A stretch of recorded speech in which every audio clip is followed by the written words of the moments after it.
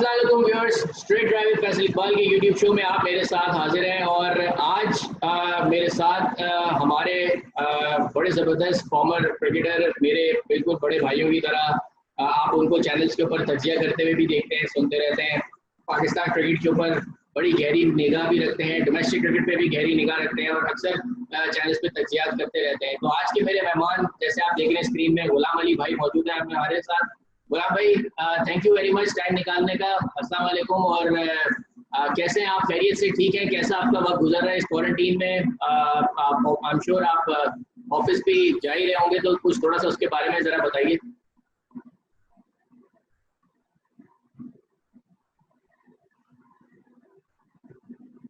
तो पहले तो वालेकुम सलाम फैसल, और इट्स माय प्लेजर कि आपने मुझे जो है अपने प्रोग्राम में इनवाइट किया।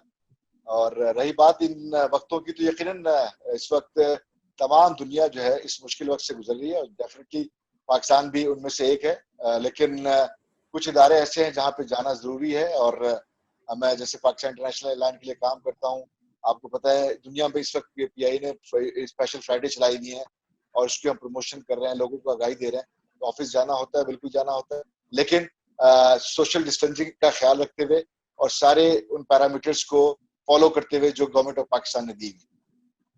बहुत ज़बरदस्त गुल्लू भाई, हम सबको बड़ा फख्र होता है। खास तौर से मैं अपनी बात करूंगा कि जब भी मैं खबरों में देखता हूँ, सोशल मीडिया पे देखता हूँ कि आज पीआई का जहाज आया है, वो यहाँ से लोगों को लेकर आ गया, वहाँ से लोगों को लेकर आ गया, इतनी खुशी मुझे होती है कि जैसे पता नहीं मैं कोई अपना खुद का मैच खेल रहा हूँ पीआई के लिए। तो ऑब्वियसली एफिलिएशन इंसान की जब अपने डिपार्टमेंट के साथ होती है तो वो ज़रूर खुशी महसूस करता है। जैसे हम खेलते हैं पीआई के लिए तो हमारे कोलीग्स जो है वो खुश होते होंगे। डेफिनेटली जब हमारे कोलीग्स अच्छे कोई काम करते हैं कंट्री के लिए तो हमें भी इसी तरह की खुशी होती है। गुल्लू भाई, मैं आपके ऊपर स्ट्रेट अवे सवाल आऊंगा। मुझे ये बताइए कि आपने अपने करियर का स्टार्ट जो है वो 80s में किया और बड़ा ज़बरदस्त आपका फर्स्ट क्लास करियर रहा और इंटरनेशनल क्रिकेट के अंदर भी पाकिस्तान टीम का आप हिस्सा रहे और वनडे भी खेले आप कुछ। तो मुझे थोड़ा सा बताइए कि आपने डेफिनेटली 80s में डेब्यू किया है, तो आपने 70s की क्रिकेट भी देखी हुई होगी। मैं डेफिनेटली उन पुराने लोगों के साथ अक्सर डिस्कस करता हूँ, पूछता हूँ कि बताइए कि हमारे मुल्क में ओवरऑल बात करूँ कराची से लेके खैबर तक, क्योंकि आप लोगों ने ऑल अराउंड पाकिस्तान क्रिकेट खेली पाकिस्तान के अंदर, कि हम लोगों की क्रिकेट जो है वो लैक कहाँ हुई, किस वजह से हुई, डिपार्टमेंटल क्रिकेट का कितना रोल रहा है, रीजनल क्रिकेट का कितना रोल रहा है, फंटेंगुलर जो होती थी वो सब बताइए, क्लब क्रिकेट के एंगल से बताइए। और ये खास तौर से जो सीमेंट क्रिकेट जो खत्म की गई, मुझे पता है उसकी क्या रीजन थी कि जी सीमेंट क्रिकेट बहुत होती है, टर्फ पे खेलना नहीं आता लड़कों को, तो सीमेंट खत्म कर दी गई। आज सब दोबारा याद करते हैं कि नहीं यार सीमेंट हो तो ज्यादा अच्छा है, प्लेयरों फास्ट बॉलर्स को ज्यादा अच्छा खेल सकते हैं। तो थोड़ा आप मुझे अपने तजर्बे से 70s 80s और उन सारा जो आपने आज तक देखा है और आप तज्जिया करते हैं उसके ऊपर जरा मुझे डिटेल से बताइए, हमारे व्यूअर्स को डिटेल से बताइए।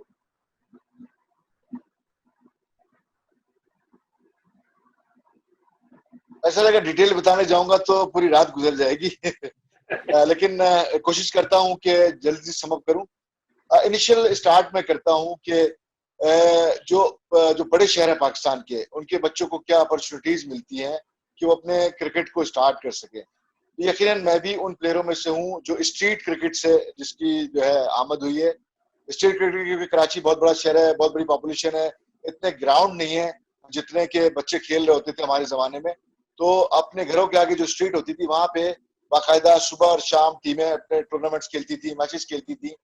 उसी दौरान जो हमारे इलाके की टीम थी अबू रेहान क्रिकेट क्लब, जो कि एक बहुत पॉपुलर क्लब था और उसमें बड़े बड़े वहां के प्लेयर खेले। तो मुझे वहां स्काउटिंग करते थे, उनके जो मैनेजमेंट थी उस क्लब की स्काउटिंग इस तरह करती थी कि वो निकलते थे, सर्वे करते थे प्लेयर्स का, और जो उनको टैलेंटेड प्लेयर नजर आता था उसको वो इनवाइट करते थे उनके पेरेंट्स के जरिए कन्विंस करके कि आपका बच्चा बहुत टैलेंटेड है तो हम चाहते हैं हमारे क्लब से खेले। और फिर उसके बाद हमारी क्लब क्रिकेट का आगाज होता था। तो क्लब क्रिकेट के बाद यकीनन फिर स्कूल क्रिकेट आती है, कॉलेज क्रिकेट आती है, जो आपके स्टेप्स होते हैं जो आपको मूव फॉरवर्ड करते हैं। इसी तरह उसके बाद आप लोकल डिपार्टमेंट आपको हायर करता है जहाँ पे आपको क्रिकेट खेलने का मौका मिलता है। और फिर आप यूनिवर्सिटी लेवल पे जाते हैं, यूनिवर्सिटीज को रिप्रेजेंट करते हैं, फिर आप अपने रीजन को रिप्रेजेंट करते हैं, फिर आप डिपार्टमेंट आपको देखता है कि ये पोटेंशियल वाले प्लेयर हैं तो इनको डिपार्टमेंट फिर हायर करता है। और इस तरह प्रोसेस होते होते फिर आप पाकिस्तान टीम तक आपकी रसाई होती है। तो बड़ा जबरदस्त मेरा जो है मुशाहिदा रहा है इस हवाले से क्योंकि मैंने हर वो स्टेज जिसे एक प्लेयर गुजर के आता है उसको बड़ा एंजॉय किया, उसको बड़ा जबरदस्त तरीके से टाइम मैनेजमेंट की, क्योंकि मेरे वालिद चाहते थे कि मैं इंजीनियरिंग करूं और इस मामले में उनका कोई जो था कॉम्प्रोमाइज नहीं था। तो मुझे दोनों चीजें लेके चलनी थी, एजुकेशन भी और अपनी क्रिकेट भी। तो डेफिनेटली उसके लिए आपको टाइम मैनेजमेंट होती है आपकी, कि आप किस वक्त पढ़ेंगे, किस वक्त खेलेंगे, किस वक्त अपने दोस्तों में बैठेंगे, अपने फैमिली को किस वक्त टाइम देंगे। तो ये सारी आपकी मैनेजमेंट होती है। जो आप किसी भी चीज को करते हैं तो यकीनन फिर उसका आपको एडवांटेज मिलता है, फायदा हासिल होता है। तो इसी तरह जब हम सुबह सुबह उठते थे, आजकल तो पता नहीं मुझे, लेकिन फजर की नमाज के बाद हमारा नेट लगता था क्लब का। उसके बाद फिर हम स्कूल जाते थे, स्कूल जा करके फिर आकर के हम दोबारा से जो प्रॉपर क्लब नेट होता है जिसमें ज्यादा बच्चे आते थे वो फिर क्लब का नेट लगता था। फिर घर जाके शावर वगैरह लेके ट्यूशन पढ़ने जाना होता था। ट्यूशन पढ़ के आके फिर आपको पता है उस वक्त 24/7 चैनल नहीं होते थे, सिर्फ पीटीवी था, जो कि एक ड्रामा आता था 8 से 9, उसके बाद खबरें, और थोड़ी देर बाद वो एक राग का प्रोग्राम आता था, और 11 बजे जो है आपको कौमी तराज सुना करके टीवी बंद कर दिया जाता था। तो लेकिन चूंकि कराची से हमारा ताल्लुक है तो कराची में रातें बड़ी लंबी होती हैं, लोग रातों को निकलना पसंद करते हैं। शुरू से ट्रेंड रहा है कराची का कि 12 बजे से पहले यहाँ सोने का रिवाज नहीं रहा, अब तो और मजीद बढ़ गया। तो यकीनन हम अपना सारे काम से फारिग होके फिर दोस्तों में बैठते थे, और दोस्तों का सर्कल भी हमारा जो होता था वो क्रिकेट रिलेटेड होता था ज्यादातर। ये और सबसे चूंकि इम्पोर्टेंट बात उस है। वक्त मोहल्ले की ये टीमें हुआ सॉरी करती आपने थी, इम्पोर्टेंट बात की, हमारी सॉरी दोस्ती आपकी भी उन्हीं बात में लोगों से थी जो ऐड हमारी करूंगा टीम में हुआ करते थे। कि जो आपने फ्रेंड सर्कल की बात की गुल्लू भाई, ये सबसे इम्पोर्टेंट पॉइंट है कि हमारे यहाँ लड़के जो है, ये जो फ्रेंड सर्कल होता है ये बहुत इंपॉर्टेंट रोल प्ले करता है आपकी डेवलपमेंट के अंदर। अगर आप अच्छे लोगों के साथ उठ बैठ रहे हैं, अच्छे लोगों के साथ अच्छी चीज़ें डिस्कस कर रहे हैं, तो आप अपने करियर को अच्छा ले जा सकते हैं। अनफॉर्चुनेटली आई थिंक हमारे यहाँ लोगों ने, लड़कों ने इस चीज़ को इतना ज़्यादा अहमियत नहीं दी, जिसकी वजह से जो है वो गलत एक्टिविटीज़ में भी पड़ गए, और उसके बाद उसकी वजह से उनका करियर भी नुकसानदेह हुआ। आप बहुत सारे प्लेयरों की मिसाल रही है, तो बहुत अच्छी आपने बात की इसके अंदर। जी फुल ऐड करिए।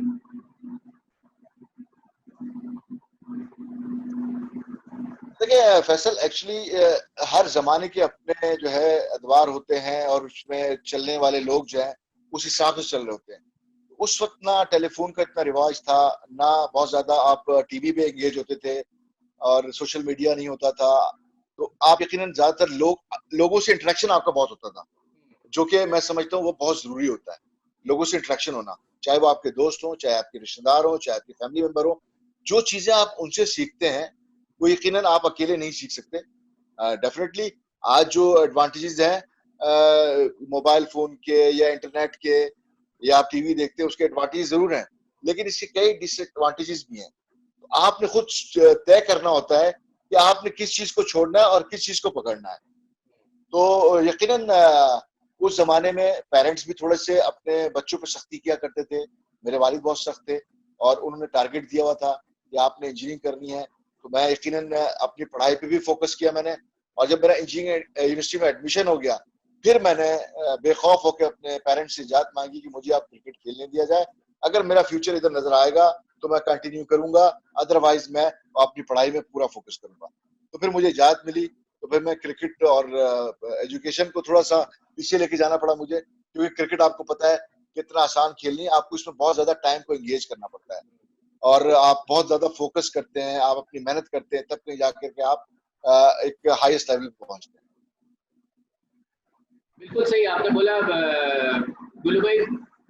मुझे ये बताइए कि जो आपने क्रिकेट को एक्सपीरियंस के नज़रिए से आपका, मुझे थोड़ा सा बताइए कि आपने खेलते हुए जो चीज़ें देखी पाकिस्तान की डोमेस्टिक क्रिकेट के अंदर, और उसके बाद जो अब सिनेरियो है हमारी क्रिकेट का, ये डिफरेंस कहाँ पर आया है? क्योंकि अब बहुत सारे लोग तज्जिया करते हैं, बातें करते हैं कि जी डिपार्टमेंटल क्रिकेट अच्छी थी हमारे मुल्क में, रीजनल क्रिकेट अच्छी थी। हर आदमी जो अब जो एक बॉटम लाइन जिसे मैं कहता हूँ नजर आई है, वो ये है कि हमारे मुल्क में माशी इशू की वजह से जो है डिपार्टमेंटल क्रिकेट तो ताहयात ही चलनी चाहिए। और आई थिंक पीसीबी ने भी अभी शायद इसको रियलाइज किए, और मे बी नेक्स्ट सीजन के अंदर जो है वो उसको ग्रेड 2 लेवल पे लेकर आ रहे हैं। क्योंकि हमारे स्पोर्ट्समैनों के पास, इंक्लूडिंग कोई भी स्पोर्ट्स उठा लें, कोई जॉब सिक्योरिटी नहीं है। अगर हम रीजन के साथ खेलते हैं। मिसाल के तौर पे आपको एग्जांपल दूं कि अगर मैं पीआई के साथ नहीं होता तो पिछले 2 3 4 सालों के अंदर अगर 4 6 8 महीने के रीजनल क्वार्टर ना हो तो हम क्या करते हैं, या आज अगर मैं नहीं खेल रहा हूँ तो मेरे पास मेरी पीआई की जॉब ही है जिसकी वजह से मैं अल्हम्दुलिल्लाह सर्वाइव कर रहा हूँ। आई एम श्योर आप भी उसी की तरह हैं। तो आप थोड़ा सा इसके ऊपर मुझे व्यूअर्स को बताएं कि कितना इंपॉर्टेंट रोल हमारी पाकिस्तान क्रिकेट में डिपार्टमेंट का है, और उसमें कितना इंपॉर्टेंट रोल जो है हमारी रीजन और स्टेट क्रिकेट का है, जिसमें हम अपने सूबों को भी रिप्रेजेंट करते हैं। और आई एम श्योर ये चीज़ 70s 80s से हो रही है, जो मैं सुनता हुआ आ रहा हूँ कि उस टाइम भी पेंटेंगुलर कप हुआ करता था जब लोग अपने सिंध के सूबे या पंजाब से खेलते थे। तो आप मुझे उस दौर और इस दौर के अंदर इसको सम अप करके बताएं कि आप पाकिस्तान क्रिकेट बोर्ड को इन सारी चीज़ों को किस डायरेक्शन में लेके जाना चाहिए, जो गुलाम अली भाई अपनी नज़र से देखें। देखिए फैसल, अगर आप डायनेमिक्स देखें पाकिस्तान की, और पाकिस्तान का जो एक लोगों का जो एक सर्वाइवल का जो मतलब सिलसिला है, वो इतना आसान नहीं होता। खास तौर पे एक ऐसे प्रोफेशन में जाने के लिए जहां आप गारंटीड नहीं करते कि आप यहाँ सक्सेसफुल हो सकेंगे, क्योंकि आपको बहुत साल देने पड़ते हैं, फिर उन सालों के आपको नताइज हासिल करने होते हैं। तो मैं समझता हूँ कि जो पाकिस्तान का पहले हमारे ज़माने में जो सिस्टम था, वो अकॉर्डिंग टू पाकिस्तानी डायनामिक्स बहुत ही शानदार था, जिसमें एक प्रोसेस था, एक क्लब क्रिकेट, उसके बाद जोनल क्रिकेट, उसके बाद रीजन क्रिकेट, और उसके बाद डिपार्टमेंट क्रिकेट। तो हर जो स्टेप्स का अपना अपना रोल था, और उस रोल में मैं समझता हूँ एक प्रोसेस के जरिए प्लेयर जब ऊपर जाता था तो यकीनन उसमें वो सलाहियतें होती थी कि अपने आप को रिकग्नाइज कराए, अपनी कंट्री के लिए बहुत अच्छा कर सके। और यही वजह है कि आपको माजी में देखें तो बड़े बड़े नाम नजर आते हैं जिनका रिकॉर्ड साज कारकर्दगी है, और वर्ल्ड बीटर हुआ करते थे वो, और वर्ल्ड क्लास प्लेयर हुआ करते थे, क्योंकि एक प्रोसेस ऐसा था। तो यकीनन मैं समझता हूँ कि एक क्रिकेट जो कि बहुत महंगा खेल है, शुरू से, आज से नहीं, शुरू से महंगा खेल है, जिसके इक्विपमेंट के लिए आपके पास अच्छे खासे आपको पैसे होने चाहिए। इनिशियल क्रिकेट से आपके पास जो आपका बैट है, एक बैट्समैन का पैड, शूज है, आपके ग्लव्स होते हैं। हमारे जमाने तो फिर भी एक अफोर्डेबल थे, अब तो मैं समझता हूँ कि आम आदमी के लिए अफोर्ड करना बहुत मुश्किल है। बहुत जहाँ मुश्किल है। पे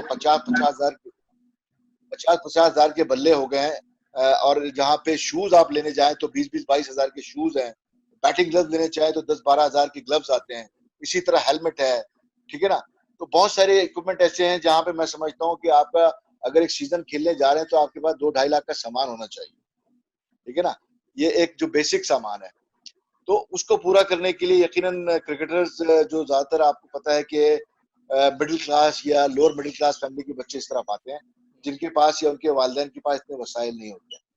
हमारे ज़माने में क्या होता था कि हमारे ज़माने में जो हम इनिशियली जब रीजन से सर्वाइव करके आप डिपार्टमेंट हमें हायर करता था, तो हमारे फाइनेंशियल इश्यूज काफ़ी कम हो जाते थे, और फिर हमें ये लगता था कि हम अपना करियर बना सकते हैं। और एक ड्रीम करता था पहले प्लेयर, वो पाकिस्तान खेलने के ड्रीम बाद में करता था। पहले वो कहता था मैं पीआई से खेलूं, मैं एग्जैक्टली। हबीब बैंक से खेलूं, मैं नेशनल बिल्कुल। बैंक से खेलूं, मैं यूबीएल से खेलूं। उसके ड्रीम्स ये होते थे, क्योंकि उसमें फैसल सारे वो प्लेयर खेल रहे होते थे, चाहे वो इमरान खान हो, माजिद खान हो, जहीर अब्बास हो, जावेद मियांदाद हो।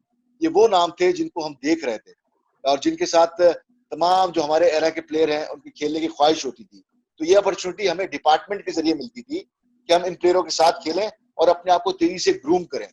अगर आज मैं समझता हूँ कि वो अपॉर्चुनिटी आपको नहीं मिलती, तो यकीनन आपका जो एक लर्निंग प्रोसेस है जो वो स्लो हो जाता है, वो रुक जाता है, पीछे चला जाता है। तो पाकिस्तान क्रिकेट बोर्ड ने अगर फैसला किया है कि डिपार्टमेंट क्रिकेट को रिवाइव किया जाए, तो इसके साथ साथ मैं जरूर एक एडवाइस करना चाहूंगा, इसको थ्रू गवर्नमेंट जो है अप्लाई किया जाए, ताकि गवर्नमेंट की इंस्ट्रक्शन हो कि स्पोर्ट्समैन को जो है, जो कि एक ऐसी कैटेगरी है जिसका एक लाइफ इतनी ज्यादा नहीं होती, 10 से 15 साल मैक्सिमम आपका पीक होता है जब आप अपनी सर्विसेज दे सकते हैं फिटनेस के हिसाब से, तो उसका कैरियर सिक्योर हो और फिर उनको जॉब मिले, वो अपने कंटिन्यू करें, चाहे वो क्रिकेट से रिलेटेड जॉब हो या डिपार्टमेंट में कहीं जाना चाहें। जिस तरह मैं इस वक्त पिछले तकरीबन 8-10 साल से 12 साल से तकरीबन मार्केटिंग के लिए मैं यही काम कर रहा हूँ, और अपने फैमिली को खुश असलूबी से रन कर रहा हूँ और जरूरतें जिंदगी पूरी कर रहा हूँ, तो अल्हम्दुलिल्लाह। लेकिन बात यही कि फैसल के बहुत सोचने की जरूरत है, बहुत ज्यादा इस पे डिबेट होनी चाहिए, इस पे ब्रेनस्टॉर्मिंग होनी चाहिए, और फिर उसके बाद एक जिसे कहते हैं कंप्लीट सिस्टम बनना चाहिए, जिसके बाद न सिर्फ प्लेयर्स की प्रोटेक्शन हो, बल्कि आपकी क्रिकेट भी फ्लरिश करे। और आपकी जो डिपार्टमेंट का, मैं समझता हूँ कि सबसे बड़ा जो एक रोल था, आपने एकेडमीज का नाम तो अब सुना होगा, लेकिन मैं समझता हूँ ये डिपार्टमेंट पहले से एकेडमीज का रोल प्ले कर रही थी, जहां पे ये 20 से 25 प्लेयर हायर करते थे, उन पे काम करते थे, ग्रूम करते थे, उनकी तरबियत करते थे, और फिर उसके बाद वो जब परफॉर्मेंसेस करके आगे जाता था तो एक मिच्योर पर्सनालिटी बन के जाता था। एग्जैक्टली। तो यहाँ ये पर सारी एक चीजें। सवाल आपसे करूंगा गोलू भाई, कि हमको भी पता है, आपको भी पता है, आई एम श्योर आप 70s 80s 19 2000 सारे दौर के प्लेयरों ने, मुझे ज़्यादा याद है, मैंने पिछले 25 सालों में जो चीज़ देखी वो यही देखी कि हर साल डोमेस्टिक क्रिकेट का फॉर्मेट जो है वो चेंज हो जाया करता था। आई एम श्योर आपने भी अपने उस पहले के टेन्योर में भी जो है वो यही देखा होगा कि चेंज हो जाया करता था।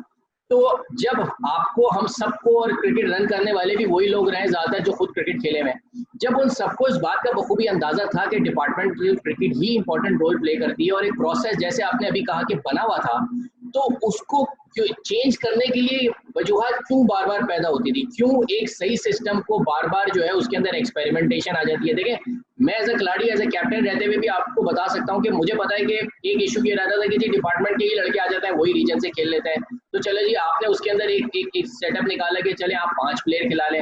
जब वो एक्सपेरिमेंट हुआ वो भी अच्छा हुआ, लेकिन कुछ लोगों को वो पसंद नहीं आया, तो एकदम से वापस चीजें बैक टू जीरो पर चली गई। तो प्रॉब्लम जो है वो मुझे बज़ाहिर ऐसा लग रहा है कि जिस डायरेक्शन में हम चलते हुए आए हैं, आपके टाइम से भी, मेरे टाइम से भी, और अभी के टाइम में भी, तो ये अगर आगे सॉल्व नहीं होगा इशू रीजनल क्रिकेट का, डिपार्टमेंटल क्रिकेट का, पेंटेकुलर क्रिकेट का, तो ये तो फिर अगले 50-100 सालों तक ये इशू रहेगा। इसको वंस एंड फॉर ऑल, मैं अपना पर्सनल ओपिनियन बता रहा हूँ कि मेरे ख्याल में इसको once and for all solve होना चाहिए। और जो पैटर्न हमारा चलता हुआ आया है, club cricket, regional cricket, departmental cricket, pentangular cricket, इस फॉर्मेट के अंदर ही आपको लड़कों को लेके ग्रूम करके आगे लेके चलना चाहिए। क्योंकि देखिए, रीजनल क्रिकेट से भी प्लेयरों को पैसा वहां मिल जाता है, डिपार्टमेंटल क्रिकेट भी जो है वो अपने एक तरीके से लेके चलती है। मैं इधर दोनों को सपोर्ट करता हूँ, मैं ये नहीं कहता कि एक चीज सही है दूसरी चीज गलत है। मैं कहता हूँ कि अगर पीसीबी रीजनल क्रिकेट को बेहतर करना चाहता है, अच्छी बात है, क्योंकि एक वही हमारा इदारा है, अगर वो करना चाह रहा है तो दोनों को मर्ज करके करे। लाइक डिपार्टमेंटल क्रिकेट के भी लड़के रीजनल क्रिकेट में खेले, और रीजनल क्रिकेट के भी लड़के जो डिस्ट्रिक्ट या क्लब लेवल से आ रहे हैं ऊपर, उनको भी उनके साथ तजर्बेकार प्लेयरों के साथ खेल के अपने आप को आगे बढ़ाने का मौका मिले। ये मेरा अपना पर्सनल ओपिनियन है, आप क्या कहते हैं, आप मुझे बताइए। देखिए फैसल, ये एक यकीनन आप किसी भी चीज का जब इम्प्लीमेंट करते हैं तो वो पर्सनालिटी बेस्ड नहीं होना चाहिए, वो इज्तिमाई सोच के साथ होनी चाहिए। exactly. मसला ये है कि हमारे बदकिस्मती से पाकिस्तान में सिस्टम वर्क नहीं करता, पर्सनालिटी वर्क करती है। सिस्टम क्या होता है, सिस्टम जब डेवलप होता है तो वो एक मजमुई सोच के जरिए, इज्तिमाई सोच के जरिए, कंसेंसस से होता है। जब आप ब्रेनस्टॉर्मिंग करते हैं, डिबेट करते हैं, और फिर किसी फैसले पे पहुंचते हैं, तमाम मुशावरत के बाद, जब सारे लोगों का पॉइंट ऑफ व्यू आप देखते हैं, उसको कंपाइल करते हैं, तो फिर आप एक बेहतर नतीजे पहुंचते हैं कि आपकी कंट्री के डायनेमिक्स क्या है, आपको स्पोर्ट्समैन अगर यहाँ पे है तो उसकी बेटरमेंट के लिए, पाकिस्तान के स्पोर्ट्स की बेटरमेंट के लिए, और वर्ल्ड में अपनी पोजीशन बेहतर बनाने के लिए आपको कौन से स्टेप्स लेने हैं जो जरूरी हैं। तो ऐसा नहीं होता हमारे यहाँ चेंजेस इसलिए आती हैं कि कोई भी शख्स आता है, वो कहता है ये सही नहीं, ये गलत है, तो इस तरह कर दो, तो होता क्या, फिर वो उस तरह हो जाता है। गुल्लू भाई सॉरी आपकी बात ब्रेक करूंगा, प्रॉब्लम ये हो रही है कि मैं फॉर्मर क्रिकेटर्स को भी देख रहा हूँ जो 70s 80s के दौर में खुद डिपार्टमेंटल क्रिकेट का हिस्सा रहे। जब वो डिसीजन मेकिंग के अंदर थिंक टैंक में आते हैं, तो वो उस चीज को जिसमें उन्होंने सारी जिंदगी खुद गुजारी है, वो उसको, उस पिक्चर को पोर्ट्रे नहीं करते। एक ये मेरा लिए बड़ा बड़ा सवालिया निशान है कि जिस सिस्टम ने आपको बनाया और उस पोस्ट पे बिठाया लाके, आप उसको प्रमोट नहीं कर रहे, आप अपने उस सिचुएशन की मुनासिबत से पर्सनल बेनिफिट की खातिर जो आपको लग रहा है कि हाँ यार ये अभी मुझे सही लग रहा है क्योंकि मैं इस वजह से रह सकता हूँ यहाँ, तो आपके ख्याल में इस तरीके के हमारे उन लोगों ने पाकिस्तान क्रिकेट को नुकसान नहीं पहुंचाया? देखिए फैसल, बात यह है कि मैं किसी भी डिपार्टमेंट में जॉब करूंगा ना, तो मुझे जो इंस्ट्रक्शन मैनेजमेंट की तरफ से मिलेगी मैं उसको फॉलो करूंगा। तो मैं इसमें उनका कसूर नहीं कहूंगा। असल चीज क्या है कि आप जो, जिसे मैं कहता हूं, कोई भी सिस्टम डेवलप करने के लिए नो डाउट आप अपने इंटरनल जो आपके लोग होते हैं उनसे आप जरूर मुशावरत करते हैं, लेकिन आपका जो एक्सपर्टीज जो होती है ना, वो आपको लेनी होती है। एक्सपर्टीज आपको दुनिया में कहीं भी मिले, आपको एक्सपर्टीज हासिल करनी है कि आप, हाँ, ये हमें बेहतर गाइड कर सकता है और बेहतर तरीके से हम एक चीज को डेवलप कर सकते हैं। तो आप ये सोचें कि अगर मैनेजमेंट, मैं अगर जॉब कर रहा हूँ किसी इदारे में और मुझे मैनेजमेंट कह रही है कि आपको ऐसा करना है, तो मुझे उसी चीज को इम्प्लीमेंट करने के लिए अपनी पॉलिसीज को रद्दोबदल करनी पड़ेगी। इस चीज को अंडरस्टैंड करने की जरूरत है। बट लेकिन यहाँ होता पर क्या देखिए, है, यहाँ पर मैं एक पॉइंट ऐड करूंगा कि एक बड़ी पोस्ट है, एक बड़ी पोस्ट डायरेक्टर की पोस्ट है, या जो जो डिसीजन मेकिंग की पोस्ट है, जिससे ऊपर बॉस है। अब वो उस बंदे के हाथ में इतना कन्विंसिंग पावर जरूर होता है, आपको भी पता है और मुझको भी पता है, कि वो अपने बॉस के सामने एक इमेज रख सकता है कि सर, मेरे ख्याल में अगर ये हो जाए तो बहुत अच्छा है। मुझे एज अ बजाय ये लगता है कि डायरेक्टर की पोस्ट पर जो पास में हमारे यहाँ लोग रहे, उन्होंने अपने बिग बॉसेस के आगे वो रियलिटी को प्रॉपर तरीके से पोर्ट्रे नहीं किया। मे बी अगर वो उसको थोड़ा सा रियलिटी बेस्ड प्रॉपर पोर्ट्रे करते, चाहे हमारी गवर्निंग काउंसिल के लोग रहे हैं उसमें, चाहे क्रिकेट बोर्ड के हेड रहे हैं, अगर वो उसको अच्छी तरीके से प्रेजेंट करते, तो मे बी उसके अंदर कलेक्टिव रिजल्ट आ सकता था। ये मेरा पर्सनल ओपिनियन है, आपको क्या लगता है?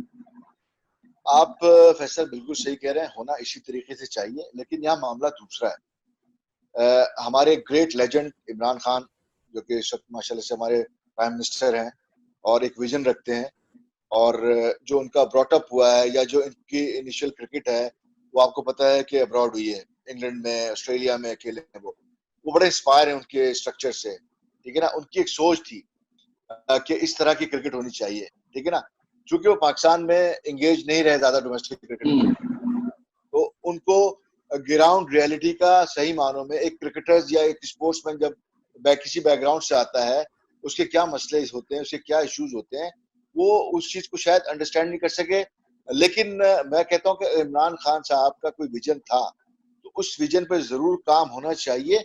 लेकिन मैंने वही कहा कि उसको कंसेंसस से, मशावरत से, ठीक है ना।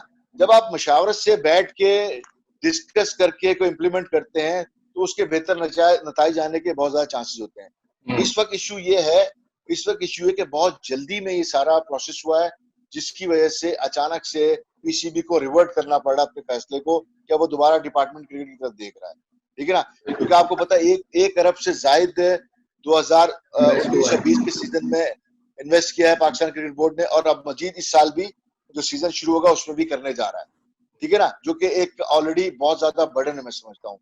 क्योंकि क्रिकेट में, जैसे कि मैंने कहा, क्रिकेट कोई सस्ता खेल नहीं है, ठीक है ना। तो यहाँ पे देर आए दुरुस्त आए, अभी भी मैं समझता हूँ कि अगर पाकिस्तान क्रिकेट को रन करना है तो बैठ के मुशावरत करनी पड़ेगी।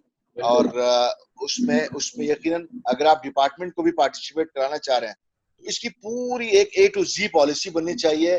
डिपार्टमेंट से किस तरह आप बात करेंगे, गवर्नमेंट क्या, इससे क्या इन्फ्लुएंस कराएंगे डिपार्टमेंट को, कि आपको क्या बेनिफिट होगा अगर आप अपनी टीमें बनाते हैं, जैसे माजी में हुआ। मैं बारहा जिक्र कर चुका हूँ कि मैं सल्यूट करता हूं अब्दुल हफीज कारदार साहब को, जिन्होंने पाकिस्तान के लोगों को देखते हुए, यहाँ के डायनेमिक्स को देखते हुए इस सिस्टम को डेवलप किया, जो डिपार्टमेंट ने स्पोर्ट्स टीमें बनाई, और पाकिस्तान ने, फिर आपने देखा कि दुनिया में पाकिस्तान का नाम तेजी से आगे गया स्पोर्ट्स में। तो चाहे आप जहांगीर खान को देखें, जानशेर खान को देखें, जहांगीर खान, जानशेर खान, जहीर अब्बास, सीवन इमरान खान, माजिद खान, मियादाद, ये सब जो ग्रूम हुए, इनको डिपार्टमेंट ने ग्रूम किया है।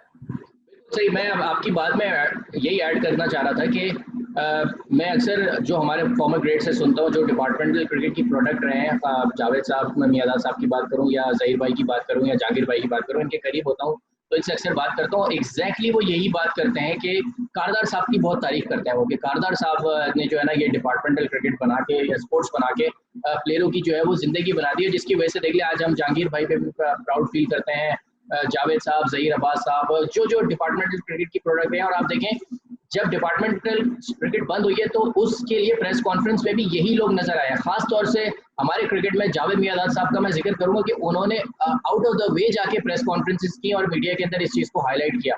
उनके साथ जहांगीर खान साहब भी बैठे हुए थे उस प्रेस कॉन्फ्रेंस में, इस्लाउद्दीन साहब भी बैठे हुए थे। तो आई थिंक अगर हम देखें कि इंडिविजुअल वो लोग जो ग्रास रूट और समझ लें कि बिल्कुल नीचे से बन के ऊपर आए, उन्होंने अपना इस 20-30 साल तजर्बा जो था वो यही बताया कि इस पाकिस्तान के अंदर अगर आपको स्पोर्ट्स को आगे लेके चलना है तो डिपार्टमेंटों का जो रोल है उसको अप्रिशिएट करके आपको आगे लेके चलना पड़ेगा, उनको ऑन बोर्ड लेना पड़ेगा, और जो भी आप नए प्लान्स अपनी क्रिकेट या किसी भी स्पोर्ट्स में बनाते हैं उसको जरूर आप अप्लाई करें, लेकिन इन लोगों को साथ अपने जो है वो लेके चलें। मेरा तो ये तज़िया, आप क्या कहते हैं? बिल्कुल आपने सही कहा। देखें फैसल, एक्चुअली जब मैं अपने क्रिकेट करियर के फर्स्ट क्लास के आखिरी मराहिल में था तो उस वक्त से ही डिवाइड होना शुरू हो गए थे लोग। जो इमरान खान के जो करीब थे वो चाहते थे कि वो ये चीजें हो जाए, लेकिन जो जिनका स्टार्ट से जैसे जैसे मैं हूँ, इवन जावेद भाई होंगे या जो भी होंगे उस जमाने के प्लेयर जिन्होंने ग्रास रूट लेवल से अपने आप को प्रमोट करके वहां तक पहुंचाया, उनको रियलिटी का पता था कि इस क्रिकेट की अहमियत क्या है। ठीक है ना? तो दो स्कूल ऑफ थॉट्स बने जहां से डिपार्टमेंट को कमजोर करना शुरू किया गया। पहले आपको याद होगा परमानेंट स्पोर्ट्समैन की परमानेंट हायरिंग होती थी, परमानेंट जॉब मिलती थी और अच्छे ग्रुप्स अच्छे ग्रेड्स में जॉब मिला करती थी, क्योंकि डिपार्टमेंट जब किसी को हायर करता था तो वो एक देखता था कि हमारे लिए 10 साल 15 साल ये बेनिफिशियल होगा और इसको हम किस तरह प्रोटेक्शन देंगे कि ये आगे चल के अपनी फैमिली के लिए अपने लिए क्या फायदा हासिल कर सकता है डिपार्टमेंट से। तो एक कंक्लूजन पे आया गया और फिर वहां से डिपार्टमेंट क्रिकेट का जो है इनकाद हुआ। फिर जब सवाल जो होना शुरू हुआ, जैसे कि मैंने बताया, जब मुख्तलिफ लोग बोर्ड में आए और डिवाइड माइंडेड लोग आए तो ये कच्चा पक्का सिलसिला चलता रहा कि कभी डिपार्टमेंट को अलग कर दिया गया, क्रिकेट को कभी मर्ज कर दिया गया। तो ये चीजें बताती थी कि कंफ्यूजन है, माइंड में कंफ्यूजन है और क्लियरिटी नहीं है। हर काम जब तक आप क्लियरिटी के साथ नहीं करते उस काम में पुख्तगी नहीं आती है। तो सिलसिला वहीं से शुरू हो गया था और आगे हमें नजर आ रहा था कि हालात डिपार्टमेंट के स्पोर्ट्स के आगे चल के अगर यही रहे तो इतने बेनिफिशियरी नहीं होंगे स्पोर्ट्स पर्सन के लिए, स्पोर्ट्समैन के लिए। तो लेकिन अभी भी मैं कहता हूं कि देर नहीं हुई है। माशाल्लाह से एक ब्रेन है पाकिस्तान में। आप हर आदमी के जो भी व्यूज हैं, ठीक है ना, वो अपने व्यूज को एक कंपाइल करके रखता है अपने पास, और कभी भी उससे मशावरत के लिए उसको बोला जाता है तो उसको तैयार रहना चाहिए कि वो अपनी किस तरह बात को जो है कन्विंस कर सकता है।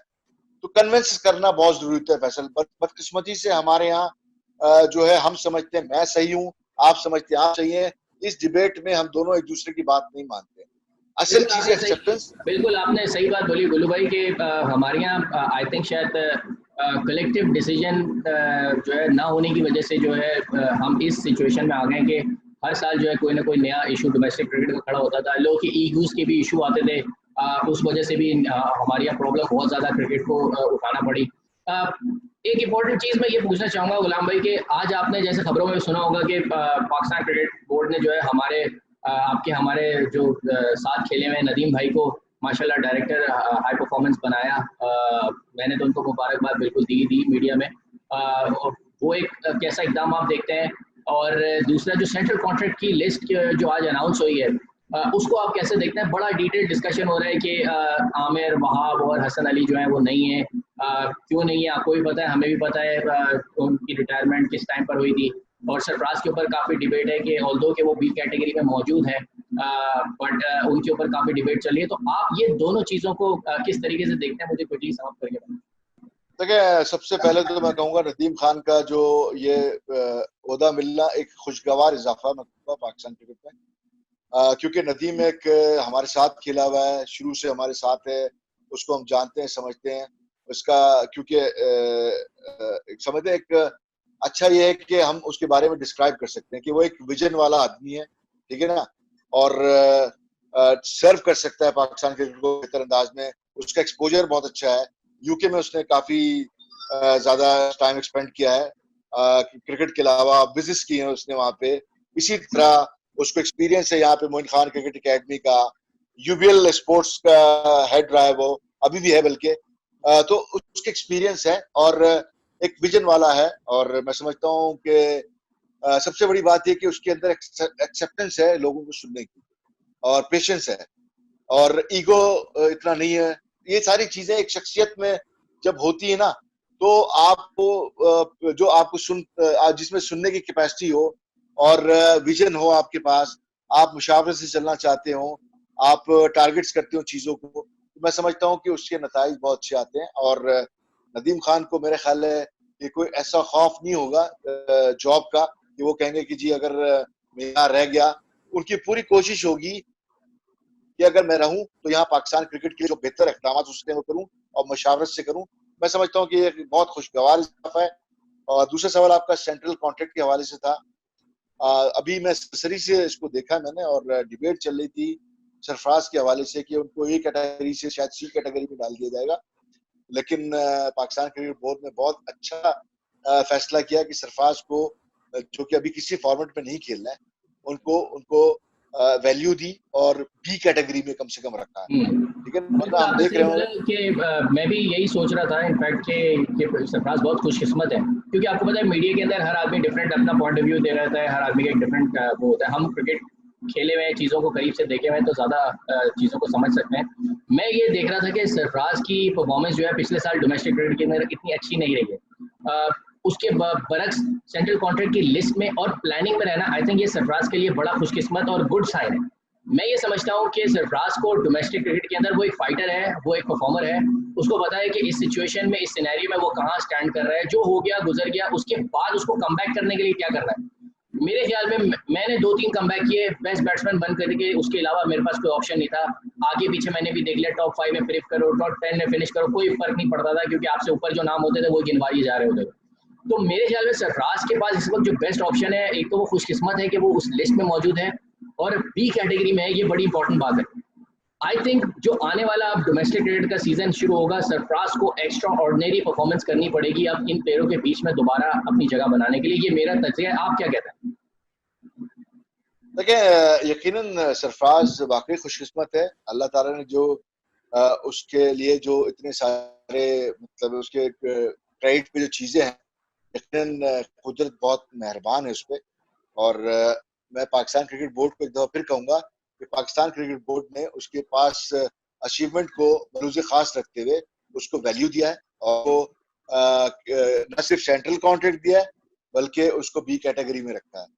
तो यकीनन पाकिस्तान क्रिकेट बोर्ड ने एक अच्छा फैसला किया है। और यहाँ पे जरा थोड़ा सा सरसरी में देखा कि फवाद आलम, जो कि इस वक्त टेस्ट टीम का पार्ट है, उनको जो है सेंट्रल कॉन्ट्रैक्ट में नहीं रखा गया। मैं भी थोड़ा स्टडी करूंगा, क्योंकि अभी न्यूज देख रहा था मैं हल्की सी, तो स्टडी करूंगा कि सेंट्रल कॉन्ट्रैक्ट में कौन कौन से प्लेयर को क्या कैटेगरी मिली है, और उसके बाद इन डेप्थ की एनालिसिस करूंगा ये कौन सही है कौन गलत है। क्योंकि एक थोड़ा सा जाहिर सी मैं शोज करता हूँ, प्रोग्राम करता हूँ, तो मुझे इन चीजों को देखना पड़ता है, और हर एंगल से देख करके फिर मैं आपसे यकीनन कभी मौका लगा तो बात कर सकूंगा।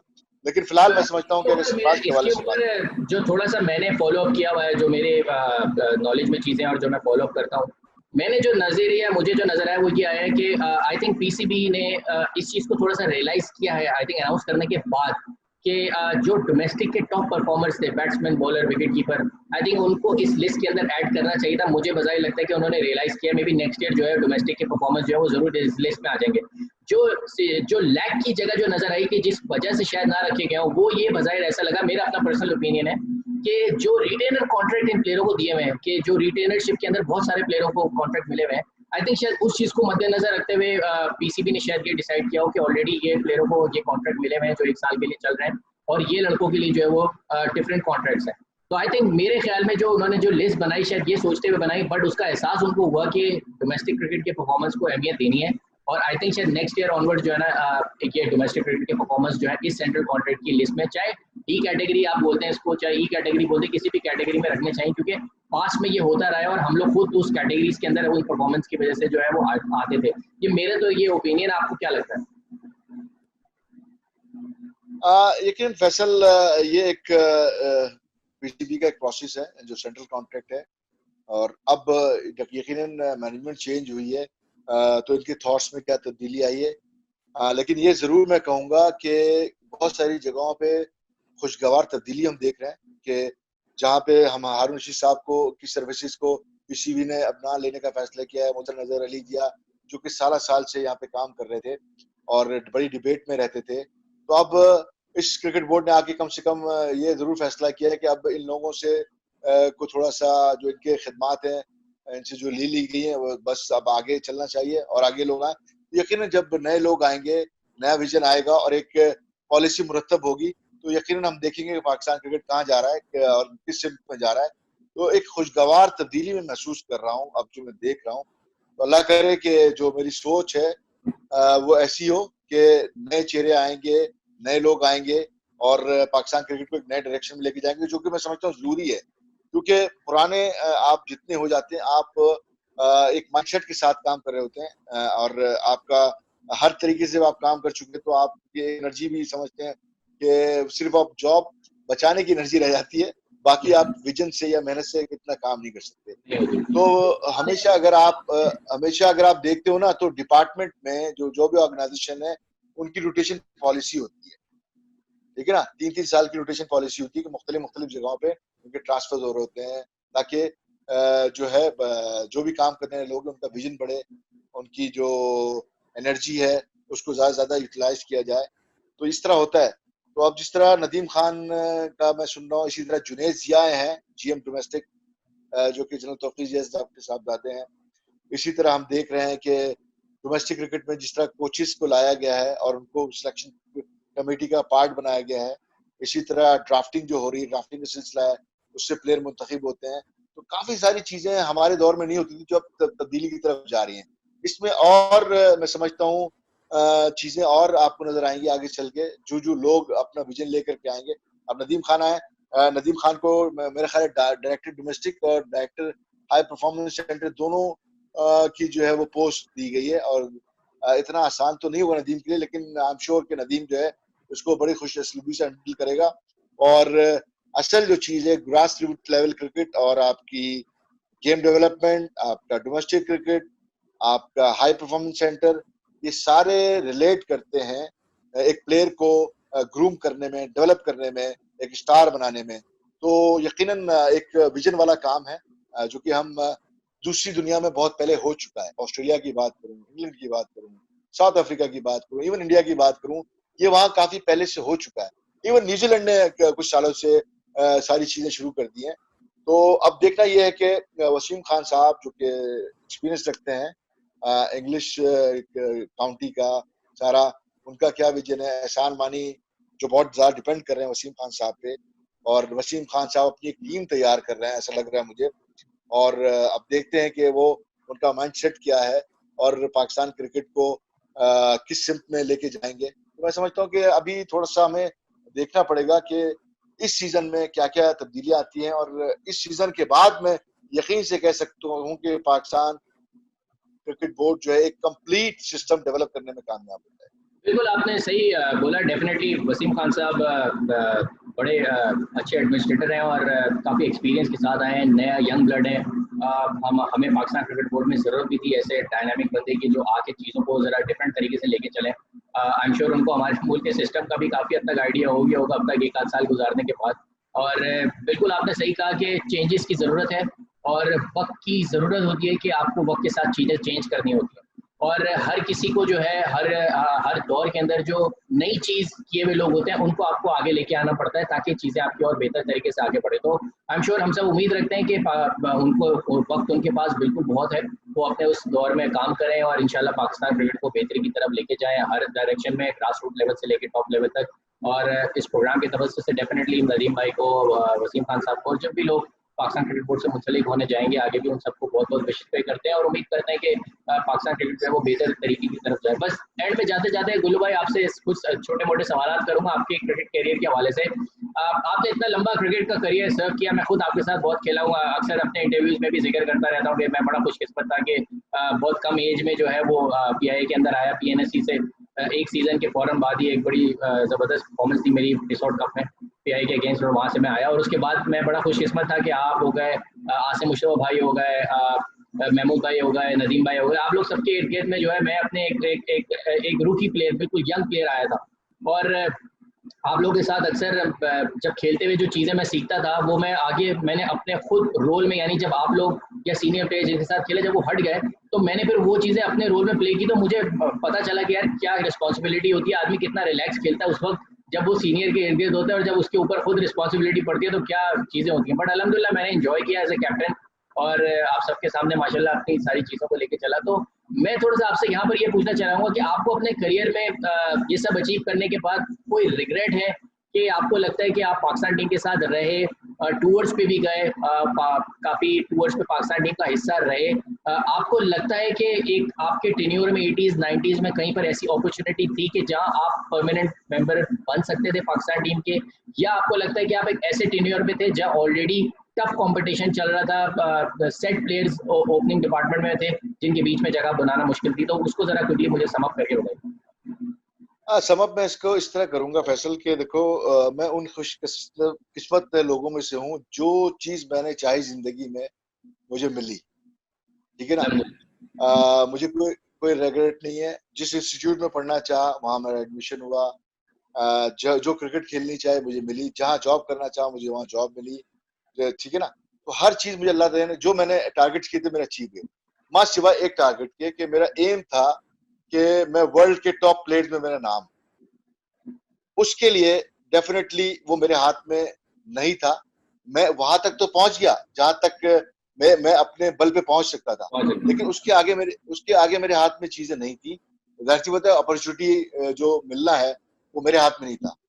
टीम मैनेजमेंट, हालांकि मैं 1990 में इमरान खान की कप्तानी में टीम का पार्ट बना, 2-2.5 साल उनके साथ मैं रहा। फिर उसके बाद वसीम अकरम कप्तान बने, मोइन खान कप्तान बने। 1990 का आखिरी टूर, 99 में आखिरी टूर किया ऑस्ट्रेलिया का मैंने। लेकिन मुझे अपॉर्चुनिटीज सच मुझे मिली नहीं। पहली दफा मुझे 90 में टीम में आया और पहली अपॉर्चुनिटी मुझे मिली 93 में वसीम अकरम की कप्तानी में, जब 43 पे एक रिकॉर्ड साज मैच था जिसमें मेरा डेब्यू हुआ साउथ अफ्रीका में, केप टाउन में जहाँ मेरा डेब्यू हुआ था। उस मैच के बाद फिर मैं गायब हो गया। फिर 95 में मेरा कमबैक हुआ। 95 में जो मैं 2 मैच खेला अगेंस्ट इंडिया, मेरी इतनी अच्छी परफॉर्मेंस नहीं, लेकिन अगेंस्ट बांग्लादेश अगर आप स्कोर कार्ड देखेंगे तो मेरी उस स्कोर कार्ड के हिसाब से मैं डिजर्व करता था कि मुझे मजीद आगे मैचेस मिलते। फिर वहां से ड्रॉप हुआ। फिर बाद में मेरा साउथ ऑस्ट्रेलिया के लिए नाम आया टेस्ट सीरीज के लिए, वहां पे भी मैं नहीं खेल सका। तो लेकिन अगर आप किसी प्लेयर को वैल्यू करना चाहते हैं ना, तो आपको इस तरह वैल्यू करना पड़ेगा जैसे पाकिस्तान टीम के प्लेयर को वैल्यू करते हैं। वो वैल्यू क्या होती है? वो वैल्यू ये होती है कि जो पाकिस्तान टीम के परफॉर्मर होते हैं वो वैल्यूबल प्लेयर होते हैं, वो स्टार होते हैं, दुनिया में उनका नाम होता है। लेकिन पाकिस्तान टीम में जो बदकिस्मती से सिलेक्शन का प्रोसेस है वो ऐसा नहीं है। वो क्यों नहीं है? कि पाकिस्तान टीम में जितनी भी डोमेस्टिक टीमें हैं, उनके जो स्टार प्लेयर्स हैं, उनके जो वैल्यूबल प्लेयर हैं, उनको वो वैल्यू नहीं दी जाती। बिल्कुल सही। दाएं बाएं के प्लेयर खेल जाते हैं, दाएं बाएं के प्लेयर खेल जाते हैं, लेकिन जो टीम का बैकबोन होता है, जो लीड की हड्डी होता है, जिसके ऊपर टीम डिपेंड करती है, जो टीम को जितवा रहा होता है, मुश्किल सिचुएशन में अपनी टीम को निकालता है, और उसको सब जानते हैं कि ये बहुत अच्छा प्लेयर है, लेकिन उसके बावजूद उसको वो अपॉर्चुनिटी नहीं दी जाती। ये एक समझ लें कि सिस्टम की कमजोरी है और लाइकिंग डिसलाइकिंग होती है। आई एम श्योर कि अगर इमरान खान पाकिस्तान डोमेस्टिक रेगुलर खेलते तो बहुत सारे प्लेयर और स्टार बनते, और बहुत सारे जो स्टार बने वो शायद स्टार नहीं बन पाते, क्योंकि मैं इस सिस्टम का पार्ट रहा हूं। मुझे पता है कि कौन कौन से प्लेयर पाकिस्तान में मिस हो गए और कौन कौन से प्लेयर स्टार बन गए जो कि उनके आगे वो कुछ भी नहीं थे। तो बात शायद ये है कि हाँ, सॉरी एक चीज ऐड करूंगा, मैं पूरी दुनिया के प्लेयरों के साथ डिस्कस करता हूँ इस चीज के ऊपर। ऑस्ट्रेलिया से भी बात होती है, इंग्लैंड के प्लेयरों से भी, फॉर्मर क्रिकेटर से बात होती है, वो सब ये बताते हैं कि उनके स्टेट क्रिकेट, काउंटी क्रिकेट, जो उनकी डोमेस्टिक क्रिकेट है, वो अक्सर ये बात करते हैं इसमें बहुत सारे हमारे ऐसे प्लेयर थे जो टॉप क्लास प्लेयर थे, उनको ऑस्ट्रेलिया से खेलना चाहिए था, इंग्लैंड से खेलना चाहिए था, बट अनफॉर्चुनेटली नहीं खेल सके कोई ना कोई रीजन की वजह से। तो आपको नहीं लगता कि जो हमारे यहाँ भी अगर वो चीज़ है, maybe lack of system, आप जैसे भी आपने कहा, वो वजह हो सकती है, या मे बी पूरी दुनिया में इस तरह होता है कि ऑब्वियसली सारे एक वक्त में नहीं खेल सकते, क्योंकि हर एरा डिफरेंट रहा होता है। कभी कोई एरा इतना अच्छा रहा होता है कि जिसमें स्लॉट ही नहीं मिलता, कभी कोई एरा ऐसा आता है कि जिसमें स्लॉट ही स्लॉट आ रहे होते हैं और उस दौरान इतनी कैपें बढ़ती हैं कि प्लेयर ही नहीं समझ रहे होते किसको खिलाएं। तो I think time to time कुछ ऐसी चीजें आएंगी। बट जैसे आप प्लेयरों पे तज्जिया करते हैं, आप लड़कों के ऊपर तज्जिया करते हैं, उनके करियर्स पे तज्जिया करते हैं, इस तरह अगर आपने अपने ऊपर तज्जिया किया हो अब बैठ के जैसे आदमी सोचता है, तो आपको क्या लगता है कि कौन सी चीज लैक कर रही थी कि अपनी पर्सनल कोताही थी, या कहीं पर वो चीज नहीं मिली जो आज के लड़कों के साथ होती है, या कई जो आपको लगता हो वो आप मुझे जरा बताएं कि व्यूअर्स सुनना चाहता है कि ऑब्वियसली आपको देखते हैं वो टीवी पे सुनते हैं आपके व्यूज, तो वो आपका भी पॉइंट ऑफ व्यू देखना चाहते होंगे।